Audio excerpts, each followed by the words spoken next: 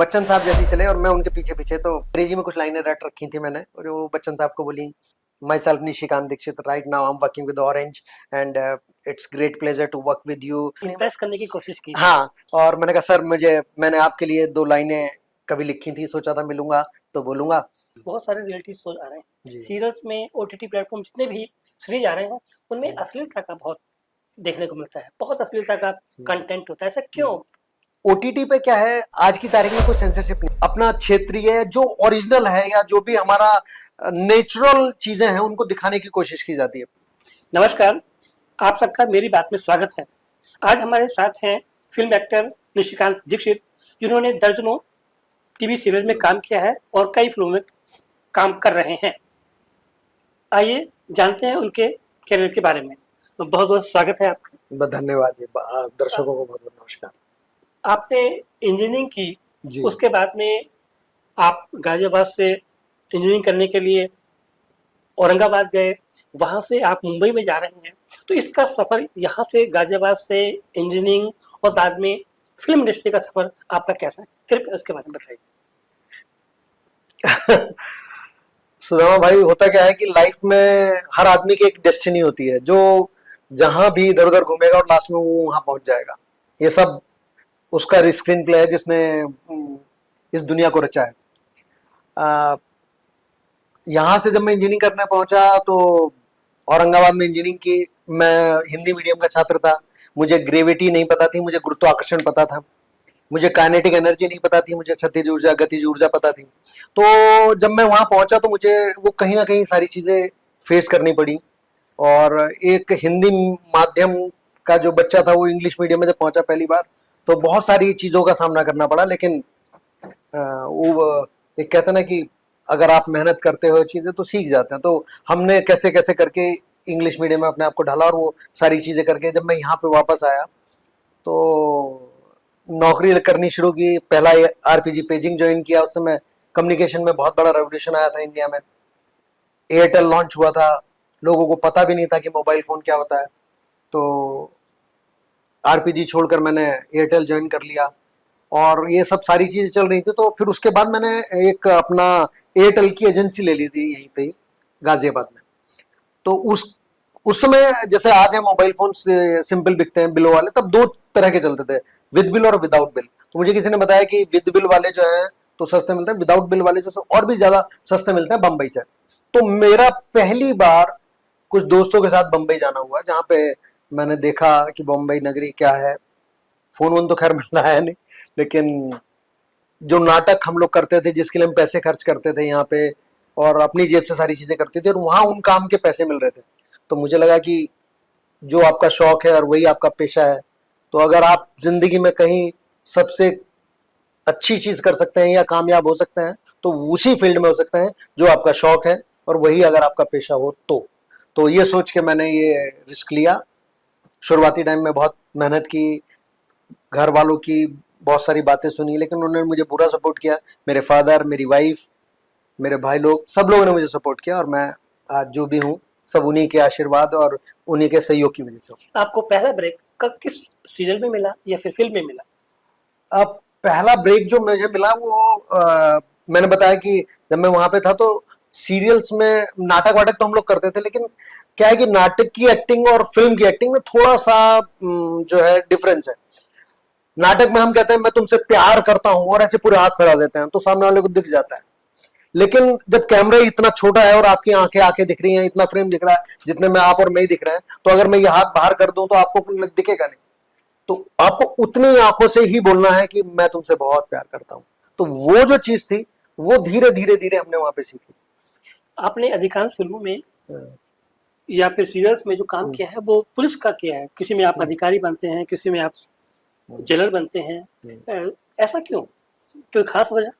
मैं तो यही कहूंगा अगर कि मैं जो हूँ एक आम हिंदुस्तानी की तरह दिखता हूँ, तो जब देखने वालों के लिए अपने निर्देशक को जो चीज समझ में आती है वो वैसा मुझे कर देते हैं, तो मैं वैसा बन जाता हूँ। आपकी मुख्य फिल्मों में वी मेट, अपने, लगा चुनरी में दाग, वांटेड जैसी फिल्मों में बहुत सारे काम किए, लेकिन आपकी जो पहचान हुई वो किस फिल्म से हुई? एक्चुअली क्या है कि फिल्म में आप कितने भी बड़े बड़े रोल कर लो, लेकिन अगर फिल्म नहीं चलेगी या लोग उसे नहीं देख पाएंगे तो को आपको कोई पहचान नहीं। जंगल में मोर नाचा किसने देखा? लेकिन अगर एक बड़ी फिल्म, हिट फिल्म में आप छोटा सा भी रोल करते हैं तो उससे आपको, और जो पूरी फिल्म में उसमें कोई भी कुछ भी काम कर रहा हो, हर एक को इंसान को फायदा होता है। जब भी मेट में एक बहुत छोटा सा कैरेक्टर था जहां पे शाहिद कपूर और करीना पहली बार ट्रेन में मिलते हैं, और उसमें एक छोटा सा कैरेक्टर था टीटी का, जहां पे वो आता है और वो उनसे टिकट पूछता है और वो नहीं पूछता, और वो सारी चीजें थी फिल्म की शुरुआत में। वो फिल्म हिट हो गई इसकी वजह से, उस रोल की वजह से लोग मतलब वो फिल्म इतनी ज्यादा हिट हुई कि लोगों ने मुझे पहचान लिया। नहीं तो इससे बड़े बड़े काम किए हैं, लेकिन फिल्म नहीं चली या वो चीज लोगों ने नहीं देखी तो उतना फिल्म रिकॉग्नाइजेशन। इंडस्ट्री में हर कलाकार का सपना अमिताभ बच्चन जी के साथ काम करने का होता है। हाँ जी, आपको करने का सौभाग्य मिला है? बिल्कुल। कैसा अनुभव रहा? इसमें कोई शक नहीं। बच्चन साहब से जब मैं मिला तो वो मेरे लिए भी एक सपने जैसा ही था। और पहली फिल्म जो मैंने साइन की थी 2003 की बात है शायद, 2003 में आन चल रही थी, और उसी समय में दीवार फिल्म जो ये चालू हुई थी तो वो चल रही थी। तो हम लोगों ने पहले आन की थी, लेकिन रिलीज जो हुई वो सॉरी, पहले हमने की थी दीवार, लेकिन रिलीज वो बाद में हुई, आन पहले हो गई थी मेरी। तो दोनों फिल्म उस समय ऑलमोस्ट सेम टाइम पे की थी। मेरा सपना था बच्चन साहब को, जिसको आपने जिनको आपने बचपन से देखा है, वो इंसान आपके सामने हो तो एक अलग ही वो फील आता है, और आप उसके साथ स्क्रीन शेयर कर रहे हो। तो वो पहला सीन उसमें, जब एक्चुअली क्या था कि जब शूटिंग चालू हुई तो मिलिंद लुथुरिया जी ने क्या किया कि फिल्म सिटी में इसका सेट लगा हुआ था, और वो पूरा जेल की सीक्वेंस थी। तो तब तक जेल पूरी तरह से तैयार नहीं हुई थी, तो उसके अंदर का एक सीक्वेंस था फिल्म में, अगर आपने देखी होगी तो, उसमें कि जिसकी सबसे छोटी तीली उसकी सबसे बड़ी उड़ान वाला एक सीक्वेंस है, जिसमें बच्चन साहब निकालते हैं और वो बच्चन साहब की तीली सबसे छोटी निकलती है, और बच्चन साहब को सुसाइड बम्बर बन के बाकी कैदियों के लिए मरना है और बाकी सबको भागना है। तो वो वाला सीन शूट होना था, तो हम लोग वो कर रहे थे, और मैं चलते सीन में मतलब सब कुछ भूल के मैं सिर्फ बच्चन साहब को देख रहा था ऐसे। कुछ नर्वस में? हाँ, मतलब कि आपको पता ही नहीं कि आप एक्टिंग कर रहे हो, आपको तो ये था कि बस अरे हो क्या रहा है पता ही नहीं है, तो वो वाली सिचुएशन में थे। तो लेकिन वो सीन किसी को नहीं पता, वो मुझे पता है वो सारी चीजें। तो होके हम लोग निकले, तो बच्चन साहब जैसे ही चले और मैं उनके पीछे पीछे। तो उस समय मैं नौकरी कर रहा था वहां पे भी, बॉम्बे में भी। तो मैंने कहा सर, अंग्रेजी में कुछ लाइनें रट रखी थी मैंने, और वो बच्चन साहब को बोली कि sir, myself Nishikant Dixit, right now I'm working with Orange and it's great pleasure to work with you and it's my dream come true, और ये करके, और उसके बाद तुरंत मैं हिंदी में आ गया, अपनी इम्प्रेस करने की कोशिश की। हाँ, और मैंने कहा सर, मैंने आपके लिए 2 लाइनें कभी लिखी थी, सोचा था मिलूंगा तो बोलूंगा। तो उन्होंने कहा कम ऑन शूट। मैं समझ ही नहीं पाया उन्होंने क्या कहा, लेकिन ये समझ गया कि वो ये कह रहे हैं कि हाँ बोलो। तो मैंने बोला कि जिसने भी तुझको देख, तू तो निकला ही नहीं मेरे मुंह से। अच्छा। मैंने बोला जिसने भी आपको देखा था मैंने चूमी उसकी आंखें। वाह। जिसने भी आपको देखा था मैंने चूमी उसकी आंखें, आज आपका दीदार हुआ है कैसे चूमूं अपनी आंखें। क्या बात है, बात। तो उन्होंने जैसे ही सुना, उन्होंने मेरे को ऐसे हक किया हल्का सा, ऐसे शोल्डर पे क्या, बहुत प्राउड कि बेटा, होगा। और हाँ, तो और देख के चले गए वो अपनी वैनिटी में। तो बाकी जो हमारे को आर्टिस्ट थे सब दूर से देख रहे थे कि ये, तो मैं जब पहुंचा, बोले क्या क्या बात कर रहे थे साहब, सर से क्या बात करता है मुझे। मैं वो कुछ नहीं, वो मैंने सर को बताया कि सर मैं आपका वो जानते हैं, तो मैंने अपने पापा का नाम लिया, तो बोले कि अच्छा ठीक है, अरे तुम उनके बेटे हो, वेरी गुड। आपने तो मैंने उनको बताया नहीं, एक्टिंग किया आपने। हाँ, कि मैंने उनको बताया नहीं कि मैंने क्या बोला या उन्होंने मुझे क्या कहा। जी। आजकल टीवी सीरियल्स पर बहुत सारे रियलिटी शो आ रहे हैं, जी। सीरियल्स में ओटीटी प्लेटफॉर्म जितने भी सीरीज आ रहे हैं उनमें अश्लीलता का बहुत देखने को मिलता है, बहुत अश्लीलता का कंटेंट होता है, ऐसा क्यों? क्या है भाई कि ओटीटी पे क्या है, आज की तारीख में कोई सेंसरशिप नहीं है इस समय। तो होता क्या है कि लोग अपना क्षेत्रीय जो ओरिजिनल है या जो भी हमारा नेचुरल चीजें हैं उनको दिखाने की कोशिश की जाती है।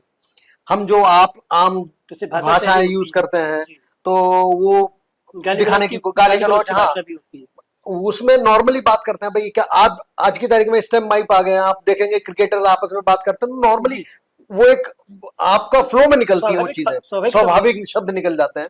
तो वो दिखाने के लिए वो सारी चीजें करते हैं। हम आपस में बैठ के आज यहाँ बात कर रहे हैं, ऐसे ही हमारे एक मित्र थे, उनके साथ बात चल रही थी, of the camera off the camera आप बात कर रहे थे, जी। तो बातों बातों में उनका जब मुझसे निकला कि भाई आप कहाँ से हो, गाजियाबाद से हो, मैं कहा, हाँ जी गाजियाबाद से हैं, तो बात होती रही अपना, लेकिन हम बात करने की बात आई थोड़े, तो बोले कि अच्छा नहीं।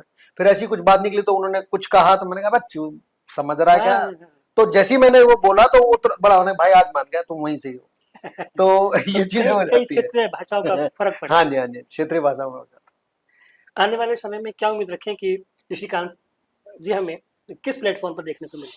है। हजारों ख्वाहिशें ऐसी कि हर ख्वाहिश पे दम निकले। क्या है सुदामा भाई कि चाहते तो हम बहुत कुछ है करना, लेकिन हम चादर से ज्यादा पांव फैला नहीं पाते। मेरा एक दोस्त है, उन्होंने अभी बात हो रही थी कि यार तुम साला ऐसे ही रोल करते रहते हो, तुम वैसे नहीं कर रहे हो, बड़ा तो कुछ ऐसा कर दो धमाल, बिल्कुल जैसा साला आमिर खान ने किया था ना, वो साला पेट बढ़ाया फिर कम कर लिया। मैंने कहा भाई तू बिल्कुल सही कह रहा है, मैं भी यही सोच रहा हूँ, मैं भी कर सकता हूँ, लेकिन जितना उसके अकाउंट में पैसा पड़ा हुआ है उसका 10% भी तू मेरे अकाउंट में डाल दे, फिर मेरा मोटिवेशन देख, फिर मैं तुझे करके दिखा दूंगा। तो मोरल ऑफ द स्टोरी यह है कि हम कोई भी चीज कर सकते हैं या करना चाहते हैं, लेकिन हमारी भी अपनी क्षमताएं या अपनी परेशानियां या अपनी जिम्मेदारियां हैं जिनकी वजह से हम बंधे रहते हैं।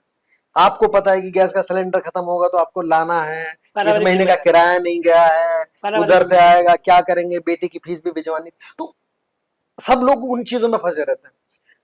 तो जब आप उन चीजों से ऊपर उठ जाते हैं तो सारी क्रिएटिविटी जगती है, सारी चीजें होती हैं। अभी तो यह है कि भैया पैसा चाहिए, आपको जो काम करने के लिए मिल रहा है आप वो काफी। करो, कैसे भी करो, आप अपने खर्चे निकालो, टू बी फ्रैंकली। पहले शर्तों पे काम करते थे कि जी। नहीं मुझे अगर स्क्रिप्ट पसंद आई हम्म, तो मना कर देते थे। आजकल ये कि भाई कैसे भी मिल जाए वो हम्म। कर लेते हैं। कंप्रोमाइज की स्थिति आर्थिक पक्ष माना जाए।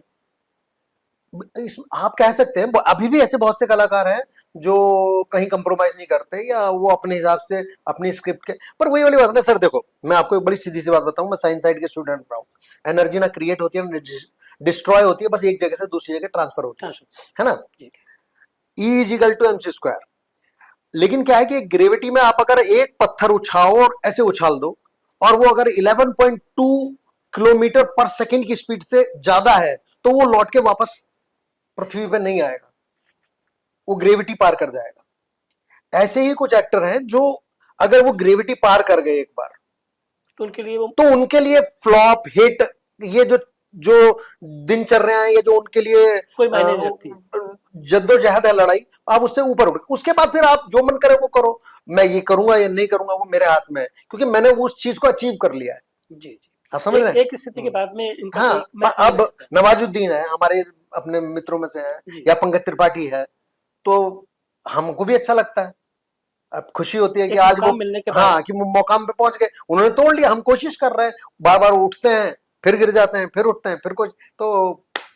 इन दोनों फिल्मों की संख्या तो बहुत बन रही है, जी। लेकिन अच्छी फिल्मों की लोगों को शिकायत होती है, दर्शकों को शिकायत होती है कि फिल्म देखने बड़े उत्साह के साथ जाते हैं, प्रमोशन भी बहुत होता है, लेकिन उस तरह जब जाते हैं तो बड़े निराश होकर के लौटते हैं, उनके चेहरे पे चमक बहुत कम होती है, कहते हैं पैसा बर्बाद हो गया। ऐसा क्यों लगता है? इसका कारण सुदामा भाई मेरे को लगता है कि हम दर्शक भी हैं और जो बनाने वाले हैं वो भी हैं। अब क्या है कि जो फिल्म बनाने का काम है वो एक कॉर्पोरेट सेक्टर के हाथ में आ गया है। जो लोग फिल्म बनाते हैं, पहले लोग फिल्म बनाते थे दिल से बनाते थे, इमोशंस के साथ बनाते थे। एक आदमी है, उसने कहा मुझे इस पे फिल्म बनानी है, ये सब्जेक्ट है, वो एक आदमी के पास गया, उसने कहा ठीक है मैं पैसा लगा रहा हूं तुम बनाओ। अब क्या किया, कॉर्पोरेट सेक्टर आ गया है, पैसा लगाने वाला कोई है, उसको अप्रूव करने वाला कोई है, बनाने वाला कोई है, तो उन सारी इतने बीच में चैनल्स आ गए हैं, तो उसकी वजह से हम वहां तक नहीं पहुंच पाते जो पहुंचना चाहिए। या आप कोई अगर सपोज अपनी जैसे आप पैसा लगा के या कोई अच्छा प्रोड्यूसर मिल जाए आपको, इंडिविजुअली आप बनाते हैं कोई प्रोजेक्ट, तो आपको सिनेमा घर नहीं मिलता। आज क्योंकि बड़ी बड़ी फिल्में या बड़े प्रोड्यूसर जो हैं वो एक साथ जब 2500 3000 शो हॉल बुक करके देंगे, तो एक तरह से वो पूरा मार्केट कंपटीशन ऑक्यूपाइड कर रखा है, तो एक अच्छी फिल्म के लिए जगह नहीं, तो आप क्या करोगे फिर? अब सवाल उठता है कि ऐसे अवसर पर जब भौतिकतावाद हावी है, एक कॉर्पोरेट जगत फिल्म इंडस्ट्री पे हावी है, तो जो आम पार्ट दर्शक एक अच्छी चीज की उम्मीद रखते हैं वो कहाँ से आए? उनकी पूर्ति कौन करेगा? सर वही वाली बात ना कि हो गई है पीर पर्वत से पिघलनी चाहिए, इस हिमालय से कोई गंगा निकलनी चाहिए। आप कोशिश करते रहिए। आज भी मैं वही वाली बात जो अभी ओटीटी पे चल रही थी, आज भी ओटीटी पे अगर आप देखने जाएंगे तो बहुत से ऐसे कंटेंट हैं जो फैमिली के साथ बैठ के लोग देख रहे हैं, पसंद कर रहे हैं, और उनकी मार्केट में मांग है।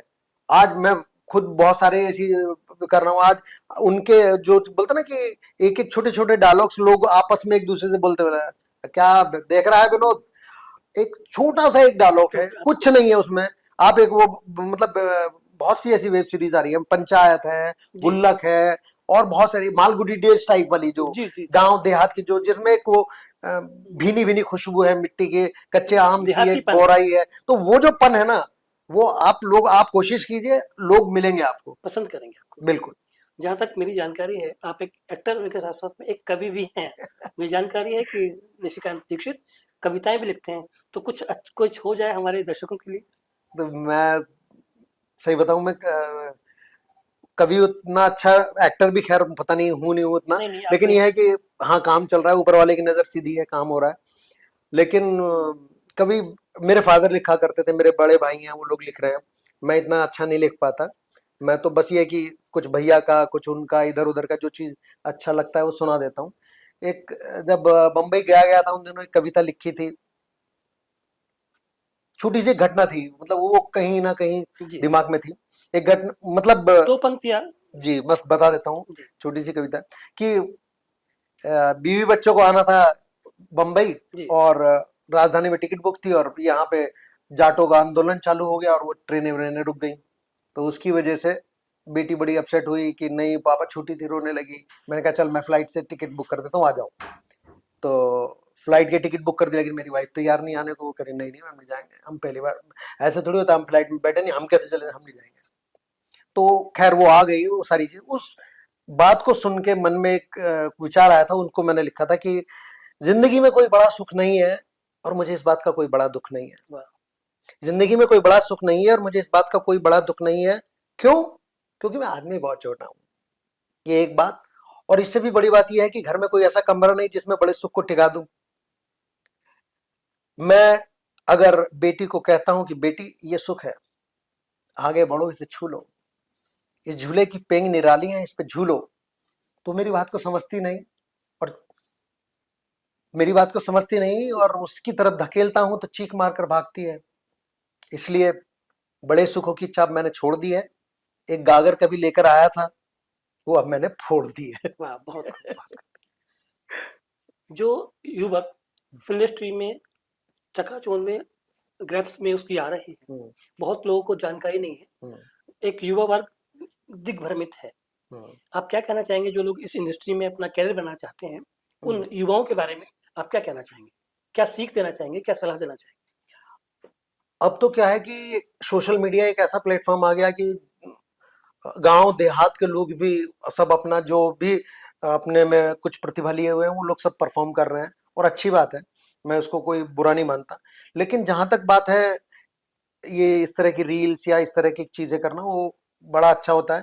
लेकिन जब आप कैमरे के सामने बंबई जाके परफॉर्म कर रहे होते हैं, तो एक्टिंग करना और रील बनाना थोड़ा सा डिफरेंट हो जाता है। आप किसी को खाली लिप सिंक करना है, वो चीज अलग हो जाती है। और जी अगर आपको विद इमोशंस और कोई चीज एक पूरा पेज पढ़कर डायलॉग्स याद करके अगर बोलना है, तो वो थोड़ा सा कठिन हो जाता है। तो इसलिए जो लोग बंबई में फिल्म इंडस्ट्री में या कहीं भी काम करना चाहते हैं, मेरी जो सलाह है कि एक तो यह है कि अपने आप जहां भी हैं, वहां आसपास कहीं नाटक, थिएटर या कोई भी ऐसी गतिविधि है जहां पे आप कर सकते हैं, उन चीजों से जुड़े, करें। अपने को पॉलिश धीरे धीरे धीरे आप करेंगे तो आपको चीजों का अभ्यास होगा, और उसको करने के बाद जब आप एक होमवर्क करके आएंगे, तो आपको सारी आसानी होगी। और आज की तारीख में बंबई के लिए कहाँ क्या हो रहा है, कहाँ कास्टिंग होती है, किसका ऑफिस कहाँ है, सब नेट पे, उपलब्ध गूगल होता पे चीजें अवेलेबल है, है। उपलब्ध तो होता आप अपने शहर में बैठकर भी, अपनी जगह पे रहकर भी, और ये सारी चीजें कर सकते हैं। और सबसे बड़ी बात कि अपने पेरेंट्स की गाइडेंस में करें। कोई भी बच्चा है या कोई भी इस तरह की हरकत या ना सोचे कि जो उनको कल को इस बात का दुख हो कि हमारे बच्चे ने ऐसा किया। है। अगर आपसे पूछा जाए कि आप अपनी अब तक की इंडस्ट्री में उपलब्धियों के बारे में बताइए, तो आप किन-किन फ़िल्मों का या सीरीज़ का नाम लेना चाहेंगे? सर, ये जो इंडस्ट्री है ना, ये बड़ी अजीब है। जब तक काम होता रहता है तो लोग याद रखते हैं, कागज की आगे जितनी जल्दी लगते हैं उतनी जल्दी भूल भी जाते हैं। आज आपका कोई चीज या शो या आपकी फिल्म आती है तो या एड आपका आ रहा है तो लोग देखेंगे तो आपको याद रखेंगे, जैसे ही वो ऑन ऑफ एयर होगा तुरंत वो भूल जाएंगे, वो अगले किसी चीज में हो जाएंगे। तो इसके लिए मुझे जो लगता है कि आप अपने आप को, इंडस्ट्री का है सर कि कमल के फूल की तरह है, जैसे जैसे पानी बढ़ता है आदमी ऊपर उठता है और कमल ऊपर उठता चला जाता है, लेकिन वो पानी कम हो जाता है, उसकी शोहरत कम हो जाती है, उसके वो चीजें कम होती हैं, तो वो वहीं, वो जो डंडी है कमल की वो वहीं सूख जाती है, वो नीचे नहीं आती। तो लोग ये गलती करते हैं, तो मुझे ये लगता है कि मैं कभी उसमें नहीं पड़ता कि अपन वृंदावन जहां भी रहे वहां, मतलब बशीर बद्र का एक शेर है ना कि खुश रहे या उदास रहे जिंदगी तेरे आसपास रहे। तो अपना वो वाला हिसाब रहे कि अपन आज कोई पहचान रहा है तो भी खुशी की बात, नहीं पहचान रहा तो भी अपने को कोई कोई फर्क नहीं एक पड़ता। भूमिका के बारे में जिसमें आपको बहुत मजा आया हो?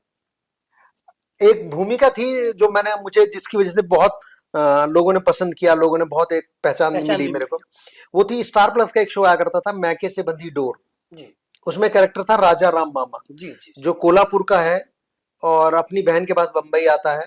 जो बहन और अपनी उसकी बेटियां, उसका बेटा, वो उसको बिल्कुल पसंद नहीं करते। क्यों? क्योंकि वो लिटिल बिट एक जी जी जिसे कहते हैं हल्का सा फेमिनाइज है जी वो, जी। और उसको अपनी बेटी की शादी में भी नहीं बुलाती वो बहन, लेकिन वो किसी मुकदमे के चक्कर में आता है और उस बहन के लिए, जिसका पति उसको छोड़ के चला गया है, उसका जो देवर है उसकी प्रॉपर्टी हड़पना चाहता है, और कैसे वो इंसान अपनी बहन के, वो उसके बच्चों के लिए पूरी दुनिया से लड़ता है अकेला। वो कैरेक्टर था राजा राम मामा, जो वो करने में मुझे बड़ा मजा आया। बहुत खूब। युवा हैं जो फिल्म इंडस्ट्री में बहुत सारे सपने लेकर के जाते हैं, उनमें अभिनय क्षमता भी होती है जैसा वो मानते हैं, लेकिन इंडस्ट्री में जाकर के वो फेल हो जाते हैं, उन्हें आशातीत सफलता नहीं मिलती है। इसके बारे में आपका क्या राय है? इसमें जहां तक मुझे लगता है, जब एक छोटे शहर का बच्चा बंबई पहुंचता है तो उसको वहां की चकाचौंध, वहां की दुनिया, एक ग्लैमर, वो सारी चीजें उसको आकर्षित करती हैं और उसको लगता है कि शायद अबे ये गलत, ये मतलब मैं गलत हूं, ये लोग सही हैं। लेकिन मेरा कहना यही है कि अगर आप में जो चीज है वो आपकी ओरिजिनल है, आप उस पर अगर कायम है तो आज नहीं तो कल लोग आपको मानेंगे। मौलिकता एक बात, मौलिकता होनी बहुत जरूरी है, और आप उसको छोड़ो मत। आप दूसरी चीज सीख सकते हो, बहुत अच्छी बात है, लेकिन अपनी मौलिकता मत छोड़ो। वो जो चीज है वही आपको कामयाब करेगी। अभिनय के क्षेत्र में ग्लैमरस चेहरा कितना मायने रखता है? ये मायने मेरे हिसाब से नहीं रखता, क्योंकि इंडस्ट्री में, एक्टिंग में तो आप ये मान के चलिए कि एक बच्चे का भी काम है और एक 70 साल के बूढ़े का भी काम है, एक जवान का भी, काले का भी, गोरे का भी, मोटे का भी, पतले का भी, हर तरह के काम है। लेकिन बस वही वाली बात जो है कि आप अपनी ओरिजिनल चीजें मत छोड़ो। आज मैं, हमारे बीच में से नवाजुद्दीन सिद्दीकी है, जी लोग उसको आज वो उनके आप इंटरव्यू उठा के देख लो, और हम लोग, हमें पता है। रियल। पंकज त्रिपाठी को देख लीजिए, जी इरफान भाई, अबे क्या भैया लल्ला समझते हो? वो लाइफ में, जिंदगी में बात ही ऐसे करते थे, लेकिन वो ओरिजिनल थे, मूल रूप और में उन्होंने अपनी एक अलग पहचान सिर्फ इसलिए बनाई क्योंकि वो अपनी मौलिकता नहीं छोड़ी उन्होंने। मौलिकता के साथ रहे। जी। तो ये कहीं ना कहीं आपको एक ध्यान रखने वाली बात है। हम आखिरी में हम आपसे पूछना चाहेंगे कि मेरी बात चैनल के लिए आप अपने शुभकामनाएं देना चाहेंगे, हमारे दर्शकों को क्या कहना चाहेंगे? बस यही वाली बात है सर, मैं तो कि इसकी बात, उसकी बात, सबकी बात, मन की बात, और आप तो सब हमारी मेरी बात। मेरी बात। बहुत बहुत धन्यवाद आपका। बहुत बहुत